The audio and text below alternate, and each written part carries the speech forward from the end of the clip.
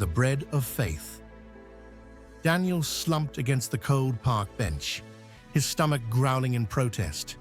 It had been 2 days since he had eaten a proper meal. The once promising job at a construction site had ended abruptly, leaving him stranded in a city far from home. With no family nearby and his savings depleted, he felt abandoned and defeated. "Lord, why is this happening to me?" he murmured, staring at the darkening sky. "I trusted you. I worked hard, but now I have nothing." As he sat there, his mind wandered to the story of Jesus in the wilderness. For 40 days, the Son of God endured hunger and weakness. Satan tempted him, urging him to turn stones into bread. But Jesus had resisted, declaring, "Man shall not live by bread alone, but by every word that proceeds from the mouth of God." Matthew 4:4, referencing Deuteronomy 8:3. Daniel sighed. "But I'm not Jesus," he whispered. "I don't have his strength."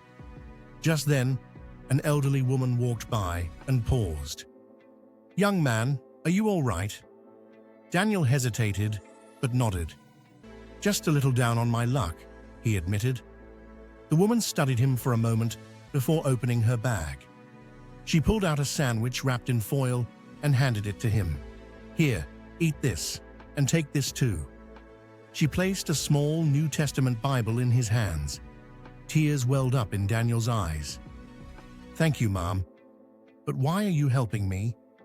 She smiled gently. "Because God never forgets his children, and he sent me to remind you of that." As she walked away, Daniel unwrapped the sandwich, his heart swelling with gratitude. He had doubted, but God had provided, not just food for his stomach, but nourishment for his soul. That night, he found a shelter that offered help for those in need. Within a week, he secured a new job, and within a month, he had a small place of his own. Every time he opened the little Bible the woman had given him, he remembered that moment of provision, the day he learned that true sustenance comes not just from bread, but from trusting in God's faithfulness, and he never doubted again.